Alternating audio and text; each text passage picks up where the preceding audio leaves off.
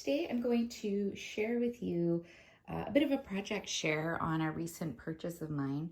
So I am a huge fan of the Made to Surprise line. This is by Sam Calcott. This is through Craft Stash, and it's a UK based company, but there's also a US store, and they do ship around the world. And Sam Calcott for years did a lot of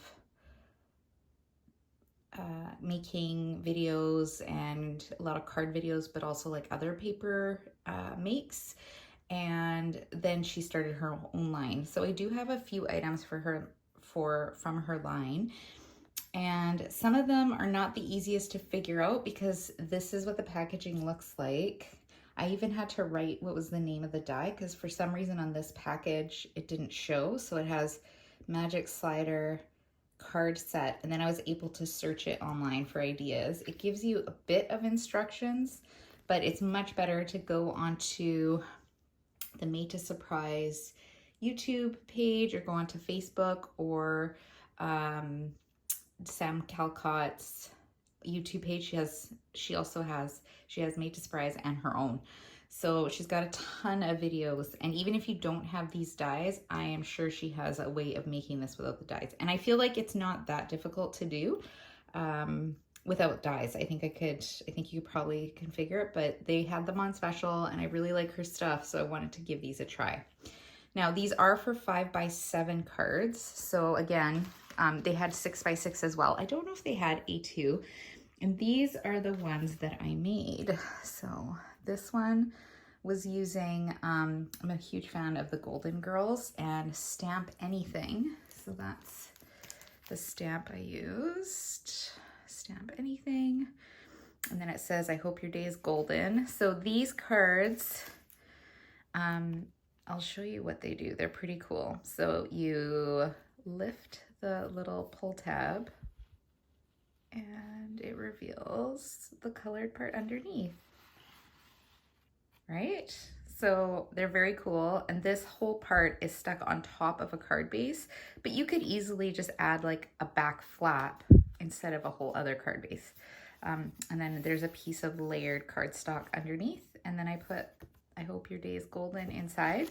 So that's for my friend's birthday. And these were all made for very specific occasions. Like this is the same one. So it says, hello, Foxy. I made this one for my husband.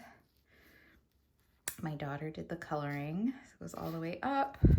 And you could do like a lot more decorations and stamps in the background.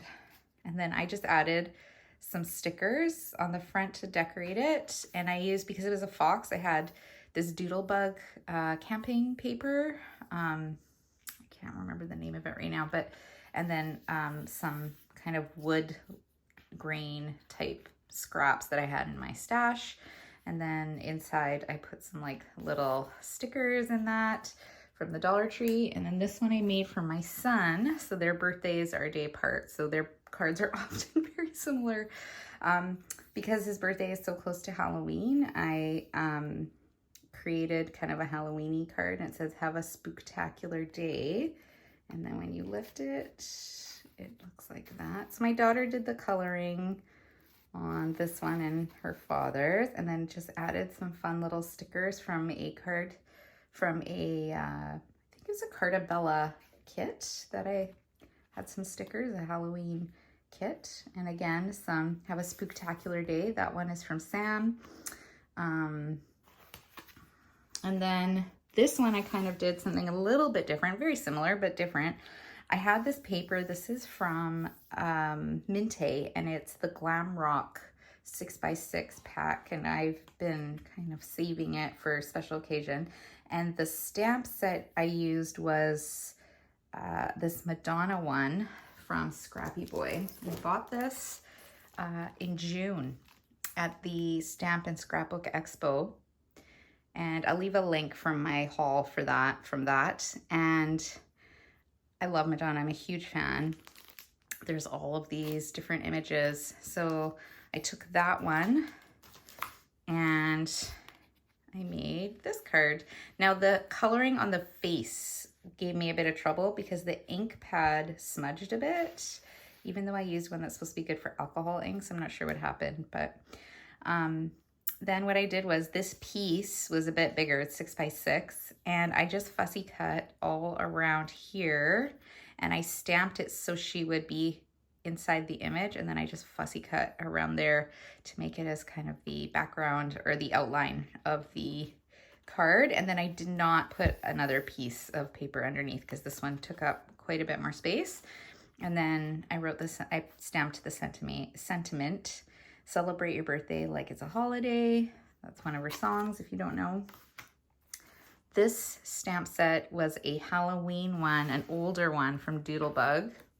Not sure if you can get it still.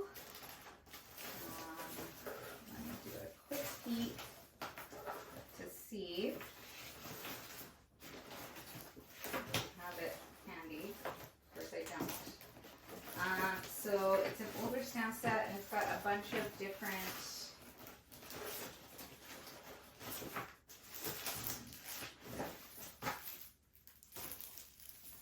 Halloween-y type ones.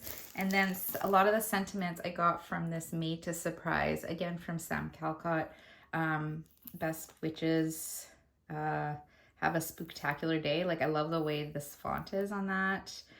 How old are you? Like, they're really great. It's spooky season. I love this one. So I use that. I've used that one quite a bit. And this is one of her other lines. It's some dies she released. So I use that. And then the paper I used for this one is called Sweet and Spooky, but they do like a really cute Halloween one every year. So this one's a bit older, but they do one every year. And then, yeah, if I don't know. I usually have all my Halloween stuff together, but I don't see the stamps I was using, so I probably stuck it in the wrong spot. Anyways, it's a cute little one, and that's where all of these come from. And then this was part of a stamp set from Sam Calcott. This actually came from the Doodlebug set. And this again was Stamp Anything. So it works really well with bigger stamps. So for Stamp Anything, I also have Rose and Blanche. So if you know Golden Girls, I got these three. I actually bought these from a Canadian scrapbook store called the Nick Nook here in Canada. But I know this is a brand that you can get in a lot of different places. So this one's great. It says, thank you for being a friend. You're a pal and a confidant. So that's nice. That's the theme song. And then, of course, Rose, can I ask a dumb question? Like, I love that. These are so cute. I've been really wanting to use these in a card for a couple of my friends, so I'm glad I got to do that. But you can use, like, you could even do, I think Sam has a tutorial where she does it with tea, and then you, like, pull it, and then the teacup fills, like, things like that. Like, so many options. So I just tried to use some of my bigger people stamps. I feel like these are, I really like them, but I find them a bit harder for me to use. I feel like flowers and things like that are a bit easier for me. So I love how these turned out. So I wanted to share. I'm not going to do a full tutorial on how to do it, but what I did was I kind of cut all the pieces so that next time I want to make a card, I can just really quickly put together, because sometimes the die cutting is the part that takes the most time. So it's basically, the set looks like this. That's the set. It's all these pieces. And this cuts out the part, oops, that goes on top. Okay, and then everything goes inside and it attaches to this. And then this goes on top of your card. So this ends up being sealed. And then this is the pull part. It actually says pull really faintly there, but there's also a tiny arrow that you can cut out. Or if you have one of those stamp sets that says pull, you can use that. And this actually goes in there, comes up. And what this is this blocks the image from being on top of each other. So that's why it looks white, and then you can see the color when you pull it out. And then this does not come out because there's some pieces inside. So inside, So if you cut all this out, and this, because I am in Canada, our paper is a little bit shorter than in the UK. So you can use 12 by 12, but I did not have 12 by 12 that was sturdy enough. I only had 65 pound, and I wanted something a bit heavier in case this was too flimsy. So I did use 8.5 by 11, so it's an inch shorter than 12 by 12. I think it's, if I'm not mistaken, in the UK, it's 11.25 or something, or 11.5. I'm not sure. I think it looks like about a half an inch. So that's okay. This actually still works fine. I tried it both ways, and this is totally fine because you can put the stopper right underneath. So it works out because this top part is a little bit longer. It covers it, so it worked out fine. This piece cuts out the sides and the bottom, which blocks this from moving around. So and I made 3 of each. So 3, and then this one goes like that. 3, there's 3 glued together, and then these ones go at the bottom. So I put it below because my paper is a bit shorter, but if your paper was the correct length, you can put it right there. And then this prevents this whole thing from wobbling, and it makes it pull up straight. Okay. There's also this, which has nice little like detailing on it, some X's, and you can use it. You might be able to see it on this one, if you can see that detail. I did not use it on this one because I wanted this background to be a slightly different shape, and this card was slightly smaller. These were the card blanks from Hobby Lobby, and they are actually 6.5 by 6, I believe. So they're not quite, or 6.5 by 5. So they're not quite 5 by 7s. And that worked out fine because this is a bit smaller. So those would be okay for that. And then there's also this piece, which you can use to cut out the, you need acetate. So you won't be able to, this is a piece of acetate, and you can cut that out, and that gets glued underneath, and it gets stamped and glued. And what I did was I used Stays On ink to stamp onto the acetate. And then you just have to line up the 2 images so that when you pull it up, it's all lined up. That makes sense. Anyways, she does have a few videos on this, and she makes it really easy to follow along. She's a great teacher. So anyways, and then this is the pull part. So it says pull.